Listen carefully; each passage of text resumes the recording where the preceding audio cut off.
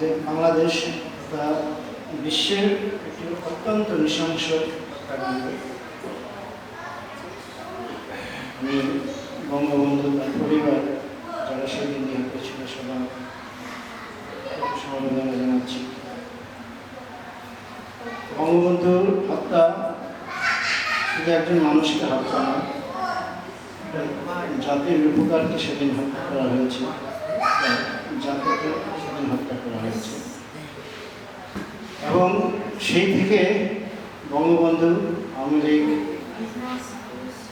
এর বিরুদ্ধে বিভিন্নভাবেই বিভিন্ন ন্যারেটিভ দাঁড় করায়।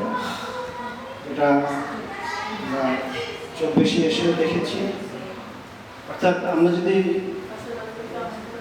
মোটা দাগে বলি, 75, 21শে আগস্ট, 24শে আগস্ট, সব কিছুর পিছনে আছে একই ব্যক্তিরা, একই গোষ্ঠী, এবং তারা এখনও সেই ন্যারেটিভ এখনও বঙ্গবন্ধুর বিরুদ্ধে, জাতির পিতার বিরুদ্ধে তারা করে যাচ্ছে।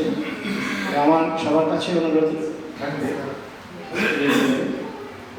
আমরা যেভাবে যেখান থেকে পারি, আমরা যখন এই ভার্চুয়াল জগতে আমরা এই ন্যারেটিভগুলি বেশি দেখতে পাই, এবং যে যতটুকু পারেন ন্যারেটিভের বিরুদ্ধে যুক্তি দাঁড় করানো, বক্তব্য উপস্থাপন করা, সত্যটা উদ্ঘাটন করে শেখা।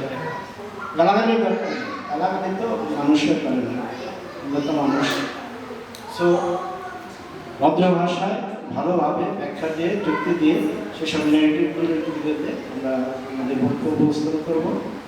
এটা করতে পারলে মনে হয় অনেকটা সাধারণ জনগণের কাছে যে আওয়ামী লীগের যে ভুল বার্তাগুলি আছে সেগুলি ওরা বুঝতে পারবে।